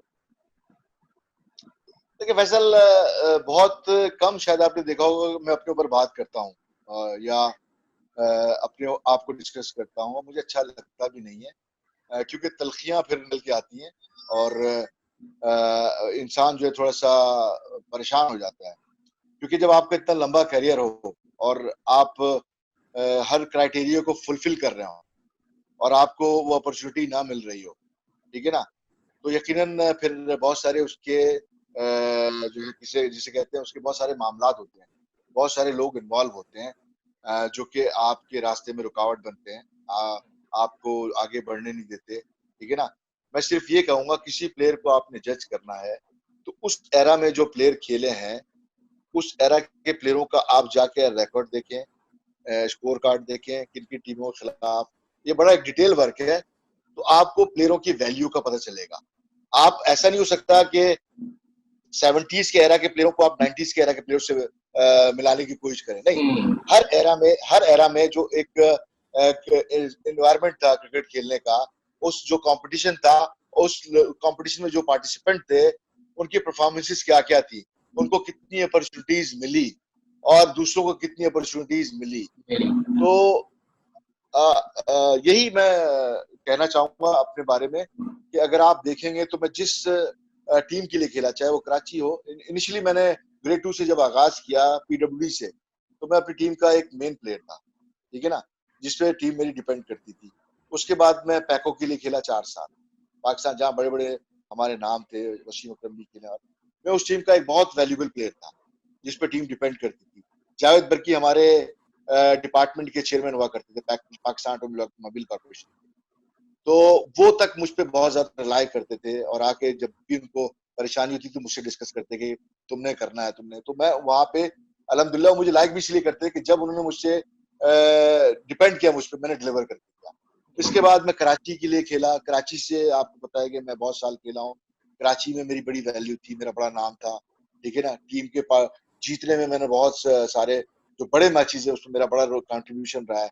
इसके बाद मैं पीआईए में आया, यूबीएल के लिए खेला, मैं यूबीएल के लिए 1 साल खेला, जी हाँ यूबीएल के लिए भी 1 साल खेला। तो यूबीएल का उस साल यूबीएल की बहुत शानदार परफॉर्मेंस थी और अगर आप जाकर रिकॉर्ड देखेंगे तो बड़ा वैल्यूबल प्लेयर था मैं यूबीएल। यहाँ पर एक चीज गुल्लू भाई मैं आपसे पूछूंगा कि देखिए आपने बताया आप यूबीएल में भी रहे, आपने बताया आप पीआईए में भी रहे, और आप उन सारे प्लेयरों के साथ उस वक्त खेले जो आपके साथ पैको में भी, तो वो सब आपके साथ ऑलमोस्ट ग्रो ही कर रहे थे, और बाय द टाइम वही लोग सब डिसीजन मेकर्स भी हो गए टीम के। तो आपके ख्याल में वो लोग आपको उस वक्त सपोर्ट नहीं कर सकते थे जिनके साथ आप खेल रहे थे सेम इदारों सेम जगहों पर, कि वो कोई ना कोई आपके लिए वे आउट निकालते जब आपकी इतनी माशाल्लाह परफॉर्मेंसेस रही हैं? मैं चाहूंगा कि वो आप जरा वो पॉइंट जरूर हमारे व्यूअर्स को बताएं, वो उनको पता चले इस बात पे। मैं असल एक बड़े काम की बात करने जा रहा हूँ, ये जो भी देखेंगे लोग इसको समझना जरूरी है कि आपके साथ सम टाइम नहीं बल्कि ज्यादातर ऐसा होता है कि जब आप अपने जो जिन लोगों के साथ इनिशियल आप क्रिकेट स्टार्ट करते हैं और जब आप ग्रो करते हैं और जब हाईएस्ट लेवल पे पहुंचते हैं तो आपको प्रॉब्लम होती है। क्यों प्रॉब्लम होती है? कि सब एक दूसरे के बारे में जानते हैं कि इसकी पर्सनालिटी कैसी है, ठीक है ना, और ये एक खौफ महसूस होता है कंपटीशन में, एक खौफ महसूस होता है कंपटीशन में कि एक जिसे कहते हैं प्रोफेशनल जेलसी जिसे कहते हैं वो होती है, ठीक है ना, और पर्सनालिटी टू पर्सनालिटी आप एक दूसरे को जानते हैं कि अगर इस मुकाम तक पहुंच गया तो इसकी क्या वैल्यू बनेगी और मेरी क्या वैल्यू बनेगी, ठीक है ना। बहुत सारे अवामिल हैं, तो आपको इसका बड़ा नुकसान होता है कि आप आपके जानने वाले जब उस आगे जाते हैं और फिर आप पहुंचते हैं किसी भी वजह से लेट हो जाते हैं या उनके साथ जाते हैं, तो फिर आपके मसले मसाइल शुरू होते हैं, क्योंकि हर पर्सनालिटी के कैरेक्टर डिफरेंट होते हैं। कैरेक्टर कह रहा हूं मैं, जरा इस प्लस पे जोर दे रहा हूँ, कैरेक्टर, ठीक है ना, कैरेक्टर डिफरेंट होते हैं, तो वो कैरेक्टर मैचिंग अगर नहीं होती आपकी और एक दूसरे को जानते हैं कि कौन किस कैरेक्टर का है, जब वो कैरेक्टर मैचिंग नहीं होती है तो फिर आपके लिए मसले शुरू हो जाते हैं। और अल्हम्दुलिल्लाह जो मेरा ब्रॉटअप है एक बहुत शानदार लेकिन भाई ब्रॉटअप है सॉरी मेरा। आपकी बात ऐड करूंगा, 90s के प्लेयरों के लिए ये भी कहा जाता है कि उसमें ग्रुप होते थे, तो जो ग्रुप का हिस्सा होता था वो इस ग्रुप का हिस्सा होता था, वो खेलता था, उस ग्रुप का हिस्सा होता था तो वो तब खेलता था। तो ऐसा कुछ सिलसिला रहा कि कोई एक आध ग्रुप ही ज्वाइन कर लेते तो कम से कम आपको वो ग्रुप ही ले चलता अपने साथ। मैं फैसल चाह के भी नहीं कर सकता था, क्योंकि अच्छा। मेरी मेरी ब्लड में चीज थी नहीं कि मैं किसी का भी पार्ट बनता। मेरा ये बिलीफ था कि मेरा काम है क्रिकेट खेलना, मेरा काम है इस प्रोफेशन में, इस काम में अपने आप को बेस्ट शो करना, ठीक है ना। बाकी कौन क्या कर रहा है, कौन क्या करने जा रहा है, इससे मैं थोड़ा सा जो है भागता था मैं। तो ये भी एक वजह बनती है कि अगर आप किसी के साथ नहीं जाते नहीं जाते तो तो वो भी नुकसान आप होगा। वो भी नुकसान देता है। लेकिन मैंने जैसे कहा कि मेरी शख्सियत ऐसी थी कि मैं चाह के भी नहीं कर सकता था, और मुझे पता था ये करना लाजमी है, बिल्कुल। लेकिन मैं नहीं कर सका, फैसल नहीं कर सका मैं। मैं तो समझ सकता हूँ गुल्लू भाई, बहुत क्योंकि मैं खुद अपने दौर में इन चीज़ों में रहा हूँ, तो मैं तो बहुत अच्छे से समझता हूँ। मेरे साथ तो ये होता था, आप तो फिर भी ये कह रहे हैं कि आप चाहते हुए, मेरे साथ तो ये था, ना वो ग्रुप रखना चाहता था ना वो ग्रुप रखना चाहता था, तो मैं तो उसी दौरान बीच में चलता रहा, जिसमें अल्हम्दुलिल्लाह आप कहते हैं अपनी विल पावर में आदमी वक्त गुजार ही लेता है। तो ऐसी चीज़ें भी होती हैं इंसान के करियर में, और फिर आई थिंक आदमी उन सब चीज़ों को तब देखता है जब वो अपना वो सब गुजार चुका होता है वक्त, और फिर बैठ के सोचता है कि हाँ यार ये हो अच्छा। सकता था, वो। इसका नुकसान ये भी होता है फैसल के, जो आपके जो बड़े लोग होते हैं ना, जो करता था, उनके माइंड में कुछ ऐसी चीजें डाली जाती हैं जो आपके लिए एग्जैक्टली। मुतनफर करते हैं, उनको एग्जैक्टली। मुतनफर करते हैं आपके लिए ना। बिल्कुल सही बोला तो आपने। मेरे साथ बहुत सारे मामलात ऐसे रहे हैं कि जहाँ पे मिसगाइड किया गया। इवन इमरान खान के जब दौर में आया तो उनको मिसगाइड किया गया मेरे बारे में, कौन मिसगाइड मेरा करता था? नाम आपको एक लगता है कि तंजीम से करीब जोड़ के लोग दिया गया। मिसगाइड करते थे या दूर के लोग मिसगाइड करते थे? देखिए, दूर के लोग तो नहीं कर सकते, वैसे करीब के लोग होते हैं। देखिए, इमरान खान के गिर्द एक जिसे कहते हैं ना कि नेट बुन दिया गया था कुछ लोगों ने अपने। हाँ मुझे पता है वो चाहते थे कि इमरान खान के करीब ना जाए कोई, इमरान खान के को, क्योंकि इमरान के एक अंदर एक अच्छी चीज ये थी कि उनके कोई करीब चला गया और इमरान ने उनको जज कर लिया, तो फिर तो वो उनको तो रोकना करियर बड़ा में मुश्किल था। हम्म। उनको रोकना बड़ा मुश्किल था। वो इमरान खान के करीब ना जाने के लिए इमरान खान साहब को मिसगाइड करते थे और उनके उस प्लेयर के बारे में लेकिन गुल्लू भाई मुख्तलिफ। ये चीज जो आप इमरान भाई के टाइम की कह रहे हैं ना, ये चीज तो हम लोगों ने हमारे टाइम में भी देखी है। मैं पर्सनली बता सकता हूँ, जितने कप्तानों के दौर में मैं रहा, एग्जैक्टली यही चीज हम देखते थे कि यार इसको कैप्टन के क्लोज ना होने दिया जाए, इसके बारे में गलत गलत इन्फॉर्मेशन है कैप्टनों को बताई जाए, ऐसी चीजें जो शायद हमारे फरिश्तों को भी नहीं पता होती थी, वो उन कैप्टनों को खुशनुदी हासिल करने के लिए जो है वो लोग अपनी तरफ से जो है वो चला रहे होते थे। तो ये चीजें तो गुल्लू भाई टाइम टू टाइम हर आई थिंक हर प्लेयर ने अपने दौर में फेस किया है, स्पेशली वो जो जिसके लिए डिसलाइकिंग अननेसेसरी जो है क्रिएट किए जाए कर दी जाए। खासतौर से मैं अपनी बात करूं या मेरे जैसे लड़कों की बात करूं जो अगर क्रिकेटिंग फैमिली से बिलोंग करते हैं, उनके लिए तो खुद ब खुद ही जो है वो ऐसी सिनेरियो क्रिएट करा दिया जाता है सीनियर प्लेयरों के आगे कि जी अरे देखिए जी ये तो इस वजह से खेल रहे हैं, ये तो सिफारिशी हैं, इनके तो पता नहीं मामू चाचा और किन्होंने जो है हमारे कान खराब कर दिए फोने कर करके। ना हमें पता होता है ऐसी कोई बात, ना बेचारे हमारे मामाओं चाचाओं को पता होता, खुद ब खुद ही जो है वो हवा में बना के जो है वो बातें चलाई जाती थी, और उसमें जो है end of the day player का करियर सफर कर रहा होता था। तो आई थिंक ऐसे लोगों ने जो पाकिस्तान क्रिकेट के अंदर रहे हैं, उन्होंने पाकिस्तान क्रिकेट की बेहतरी के लिए फिर काम नहीं किया, उन्होंने अपने पर्सनल स्कोर सेटल किए हैं या पर्सनल चीजों की वजह से जो है पाकिस्तान क्रिकेट को नुकसान पहुंचाया है अगर वो उन्होंने प्लेयरों के साथ किया। मैं ये समझता हूँ, आप क्या कहते हैं? देखो फैसल, बात यह है कि सिर्फ क्रिकेट में नहीं, हर उस प्रोफेशन में टॉप लेवल्स पे ये चीजें होती हैं, जिसे कहते हैं आप पॉलिटिक्स का नाम देते हैं, जिसे कहते हैं आपके लाइकिंग डिसलाइकिंग का नाम देते हैं। होता क्या है कि जब ये पाकिस्तान टीम भी एक हाईएस्ट लेवल है, टॉप लेवल है ये, ठीक है ना, जहां पे हर आदमी सस्टेन करना चाहता है, वो लूज करना नहीं चाहता अपनी प्लेस को, ठीक है ना। वो लूज किस सूरत में करेगा? जब एक प्रोसेस होता रहेगा, लोग आते रहेंगे और शो होते रहेंगे। क्या होते रहेंगे? शो होते रहेंगे। होते रहे। तो उनको शो ना करने के लिए, शो ना देने के लिए अब वो सारे हरबे इस्तेमाल किए जाते हैं कि ये कहीं नजरों में ना आ जाए किसी के। ये सिर्फ क्रिकेट में नहीं है, ये ऑफिस में भी ये कल्चर है, मुख्तलिफ प्रोफेशन में ये कल्चर है लेकिन असल चीज क्या होती है, जो टॉप मैनेजमेंट होती है वो अगर वो नजर रखती है, और हमने माजी में देखा है ऐसी मैनेजमेंट हुआ करती थी, जो जिसे कहते हैं चापलूसी को, चमचागिरी को पसंद नहीं करती थी, और वो फौरन जज कर जाते थे कि ये अगर किसी की बुराई कर रहा है तो वो उस बंदे को खास ढूंढ के लाते थे कि मैं देखूं सही इसकी जो क्वालिटी बुराई क्या की जा रही है, इसकी क्वालिटी क्या है। तो है? अच्छी जो मैनेजमेंट होती है, जब मैं किसी की बुराई अगर करूंगा ना, तो फौरन मेरा आपका काम अगर मैनेजमेंट है कि चेक करो। अगर उसकी बुराई की जा रही है तो इसका मतलब है उस बंदे में कई खूबियां हैं, हम्म। ठीक है ना। तो ये जज करना मैनेजमेंट का काम है, और मैनेजमेंट अगर इस तरह करती है तो यकीनन मेरिट प्रिवेल करती है। मेरिट जब प्रिवेल करेगी, क्योंकि देखें बात सारी है फैसल के, जब तक आप में ये सलाहियत नहीं है कि आपके इर्द गिर्द जो लोग हैं आप उनके बारे में जजमेंट नहीं रखते, जिसे कहते हैं कि आप लोगों को अंडरस्टैंड नहीं करते कि इसकी लिमिट्स कहाँ तक है, ये क्या सोचता है, अपने बारे में क्या सोचता है, दूसरों के बारे में क्या फैलाता है। लोग क्या होता है कि अगर मैं आपकी तारीफ करूंगा, आप आज किसी पोस्ट पे बैठ जाते हैं, मैं आपकी तारीफ करता रहूंगा, तो आप खुश होंगे, ठीक है ना। आपकी तारीफ करते करते मैं आपकी कमजोरियां ढूंढूंगा कि आपकी वीकनेसेस क्या है। आपकी वीकनेसेस पे अटैक करते हुए मैं आपको आपके करीब आने की कोशिश करूंगा, आपको फैसिलिटेट करने की कोशिश करूंगा, आपके कुछ ऐसे काम करने की कोशिश करूंगा जहां पे आप रिलैक्स हो, ताकि आपका ट्रस्ट मुझ पे ज्यादा ज्यादा है। फिर मैं जब किसी के बारे में जब आपको इंफॉर्मेशन दूंगा तो आप मुझे बिलीव करेंगे, नहीं यार ये तो मेरा खास बंदा है, ठीक है ना। तो बिल्कुल सही ये आपने चीजें बोला गोलू भाई। आपकी बात बड़ी जबरदस्त थी। आई एम श्योर व्यूअर्स ने इसको देखा भी होगा। दिल तो मेरा बहुत है कि मैं आपके साथ सुबह से लेकर रात तक शो करूं। इतनी क्रिकेट की चीजें हैं जो देखी हैं, सुनी हैं, सीखी हैं, आपके साथ खेली भी हैं।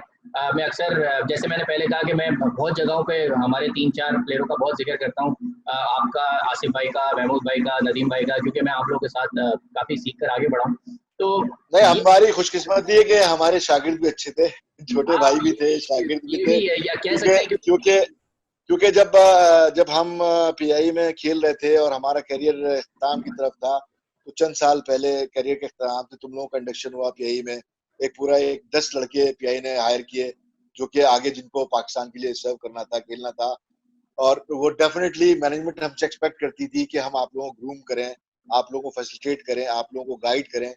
और अल्हम्दुलिल्लाह हमने बड़ी नेक नियति से आप लोगों के साथ वो रवाबित रखे, वो काम किया, और इसकी वजह से आप लोग आज तक हमें याद करते हैं और इज्जत करते हैं, एहतराम करते हैं, जो कि सही बात है हमारे बिल्कुल। लिए लेकिन एक एक बात मैं आपको बता दूं गुल्लू भाई, आपको सारे मेरे जैसे लड़के नहीं मिलेंगे जो अप्रिशिएट करें लोगों। यहाँ तो हर आदमी समझता है कि भाई मैंने जो किया अपने उससे किया है। ये आपको पता है हमारे कल्चर की, तो ये आपको ये भी अप्रिशिएट करना चाहिए कि हमारे जैसा स्टूडेंट भी आपको मिले जो अपने उस्तादों को वैल्यू करता है, सब कुछ अचीव करने देखो के बाद भी देखो अल्हम्दुलिल्लाह। फैसल, हमेशा हमेशा देखें, एक्सपेक्टेशन जो है ना, वो एक प्रॉब्लम क्रिएट करती है आपकी पर्सनालिटी में।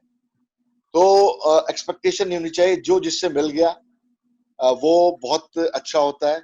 और अल्हम्दुलिल्लाह आप करते हैं इज्जत, और जो भी मिल जाए करता है इज्जत। लेकिन मुझे पता है कि अगर कोई जबान से इसका इजहार नहीं भी करता, असल चीज है इनसाइड वो फीलिंग क्या रखता है आपके लिए। इनसाइड फीलिंग बहुत जरूरी है कि सही आपसे बात भले वो सालों ना मिले, वो भले आपका नाम कहीं ना ले, लेकिन आपको ये पता होना चाहिए कि है। इनसाइड रिस्पेक्ट ये करना मेरे लिए अच्छी फीलिंग है, रेस्पेक्ट करता है, ये लगता है। ये बहुत बड़ी एक चीज है, और ये जजमेंट आपके अंदर होनी चाहिए। तो बिल्कुल सही एक बात है। देखिए रिलेशन, उसकी वजह ये भी है कि जब आदमी अपने करियर में जो सीख रहा होता है वो फिर आगे अप्लाई भी करता है ना। तो मैंने जो सीखा अपने सीनियरों के साथ खेलते हुए, चाहे डोमेस्टिक टीम हो चाहे पाकिस्तान टीम हो, अच्छा और बुरा, वो मैंने फिर कोशिश की कि मैं अपने इस दूसरे रोल के अंदर जो मैं अब आ गया हूँ कोचिंग के अंदर, तो मैं कोशिश करता हूँ मैं वो रोल अप्लाई करूँ। या मैं जब सीनियर प्लेयर होकर खेलता था, बैटिंग करता था या कप्तानी करता था, तो मैं कोशिश करता था मैं वो रोल अप्लाई करूँ। मैं बाहर बैठा रहता था पाकिस्तान टीम में, मुझे मुझसे ज्यादा किसी को नहीं पता कितनी तकलीफ होती है कि आप जब किसी को देख रहे होते हैं कि आपकी बारी है और दूसरे आपके बाद के लड़के आगे खिलाए गए हैं और उनकी करियर बनाए। तो मैं वो सब चीज़ों को बहुत डीप रूटेड जो है इन चीज़ों को समझता हूँ, और मुझे अंदाजा है कि इस चीज़ का कितना फ़ायदा मुझे माशाल्लाह अपने कोचिंग करियर में हो रहा है, जो आहिस्ता आहिस्ता मैं आगे बढ़ा रहा हूँ। और देखें वही वाली बात है कि आपका जब नीयत साफ होती है ना और इंटेंशन सबके लिए इक्वल होती है, तो अल्लाह ताला आपके लिए रास्ते बनाते हैं। मेरी इंटेंशन सबके लिए इक्वल होती है कि नहीं यार सबको एक नज़र से देखो, क्योंकि यही मैंने सीखा, यही मेरे में आया और यही चीज़ को मैं आगे बढ़ाना चाहता हूँ। तो आपकी बात बिल्कुल सही है कि आप चीज़ों को अप्लाई तभी करते हैं जब ऑब्वियसली बात है इंसान गलतियां करता है और गलतियों से सीखता है। कोई पहले दिन से सीख के नहीं आया होता, बहुत सारी चीजें करता है, बट खुशकिस्मत होता है आदमी की अगर उसको चीजें अच्छे टाइम पे राइट गाइडेंस मिलती रहे। मैं खुशकिस्मत था, मेरे फर्स्ट क्लास खेले हुए मेरे मामू जो अनवर मेहरा सोल मेहरा आपके साथ खेले हैं, उनकी गाइडेंस थी, मैं बचपन सारा वहाँ गुजरा। मेरे वाले साहब मरूम खुद हॉकी प्लेयर थे, चाचा वाली साइड सब हॉकी, तो मैं बड़ा खुशकिस्मत था कि मुझे ऐसे लोग की सराउंडिंग्स मिल रही थी। अहमद मुस्तफा साहब की कोचिंग मिली हुई थी, तो और फिर आप लोग मिल गए। तो स्टेप बाय स्टेप मैं जब अब बैठ के रिकॉल करता हूँ अपना टाइम, तो मैं भी अल्लाह का बड़ा शुक्र अदा करता हूँ कि मुश्किल हालात, मुश्किल सिनेरियो में सब कुछ होते हुए भी अल्हम्दुलिल्लाह अल्लाह ताला ने अगर रास्ते निकाले तो शायद कोई नेक नियति या कोई पॉजिटिव इंटेंशन की वजह से जो है अल्लाह मियाँ आज इस मुकाम पे लाके रखा है। बट जाते जाते गुल्लू भाई आपसे एक बड़ा क्विक सवाल करूंगा, क्योंकि बड़ा लंबा प्रोग्राम हो गया है, कि आप पीआई के साथ माशाल्लाह मुंसलिक हैं और आप पीआई का बड़े ज़बरदस्त तरीके से अपनी जॉब फुलफिल कर रहे हैं। मुझे और व्यूअर्स को ये बताइए कि क्रिकेट के अंदर आप तज्जिया तो करते हैं चैनल्स पे, आप क्रिकेट के अंदर काम करने के लिए इंटेंशन है आपकी, आपका दिल चाहता है कि आप अब ऑफिस से हट के जो है थोड़ा फील्ड में आए, काम करें, और अगर पाकिस्तान क्रिकेट बोर्ड आपको ऑफर करे या बुलाए या आप करना चाहते हैं तो आप किस रोल में अपने आप को आगे देखना चाहते हैं, ताकि व्यूअर्स को भी पता चले कि अगर गुलाम भाई को हम आगे देखें तो वो किस रोल में हमें नजर आ सकते हैं, उनकी क्या इंटेंशन। बस मुझे क्विकली इसके ऊपर जाते जाते बताएं।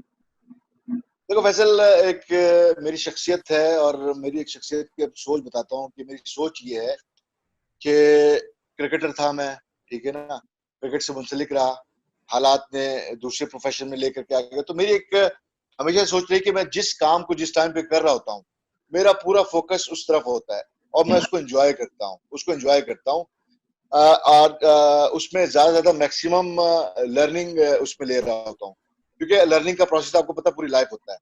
तो अल्हम्दुलिल्लाह मैं अपनी जॉब को बहुत एंजॉय कर रहा हूँ, बहुत सीखा मैंने। और पीआईए का अपना इंस्टीट्यूट है जहाँ पे ट्रेनिंग कराते हैं, वो मैंने बहुत सारे कोर्सेज किए मार्केटिंग रिलेटेड, और अल्हम्दुलिल्लाह के मार्केट में मेरी एक बड़ा नाम है कराची की मार्केट में, और इसी तरह पीआईए में लोग मुझे जानते हैं एज ए मार्केटिंग पर्सन। तो ये अल्लाह का करम है। रही बात के क्रिकेट में अगर मैं कुछ करना चाहता हूँ, हाँ जरूर, अगर मुझे कोई अपॉर्चुनिटी मिली और ये मैंने फैसला किया कि मुझे उधर जाना है, तो फिर मैं पलट के दूसरी चीजों को नहीं देखूंगा, फिर मेरा पूरा फोकस उस तरफ होगा। तो ये कहने का मकसद ये है हर किसी के लिए कि फैसले आपके हाथ में नहीं होते हैं, करियर आपके हाथ में नहीं होता है, आपके हाथ में जो चीजें होती हैं, आप अगर आप उसको फोकस करते हैं, पूरा उसको फुलफिल करते हैं, तो आपको बड़ा इत्मीनान मिलता है, आपके सक्सेस फुल होने के चांसेस होते हैं। यकीनन अगर मैं क्रिकेट में कभी आया, मुझे ऐसा सिनेरियो क्रिएट हुआ और कुदरत ने मुझे ये अपॉर्चुनिटी दी और मौका दिया कि क्रिकेट की खिदमत करना पड़े, तो मेरा पूरा फोकस फिर डाइवर्ट हो जाएगा उस तरफ। फिलहाल मेरा अभी कोई फोकस नहीं है, तजिए करता हूँ, उधर फोकस होता है और अपनी जॉब पे फोकस होता है। लेकिन जब कोई अगर मेरी फील्ड चेंज हुई तो यकीनन जो मेरा एक्सपीरियंस है और जो मेरी लर्निंग है और जो मैं सीखूंगा मजीद आगे, क्योंकि जब आप लोगों के लिए मैं कोचिंग के लिए मुझे एक रिकॉल किया गया था मैनेजमेंट की तरफ से पीआई के लिए, तो आपको शायद नहीं पता होगा, पूरे 2 महीने मैंने बाकायदा, क्योंकि मैं क्रिकेट से बिल्कुल आउट था, 2 महीने बाकायदा मैंने अपने आप को आइसोलेट करके क्रिकेट कोचिंग सीखी थी मैंने। हालांकि मैं एक्सपीरियंस तो बहुत था मुझे, लेकिन दुनिया भर के कोचेस का मैंने जाके वहां पे आर्टिकल पढ़े, उनके वीडियोस देखे, बॉब विल्मर से लेके एक क्लब कोच तक के, कि मैं किससे क्या सीख सकता हूँ। फिर मैंने अपना एक प्रोसेस बनाया, अपना एक फॉर्मूला बनाया, अपना एक पैटर्न बनाया कि मैंने आप लोगों को किस तरह ट्रेन करना है। और आपको याद होगा कि नोटिस बोर्ड पे एक सुबह सुबह में आकर के एक शीट लगा दिया करता था टाइम मैनेजमेंट की कि किसने किस वक्त क्या करना है, और फिर हमारा एक कैंप स्टार्ट हुआ था, आपको याद होगा।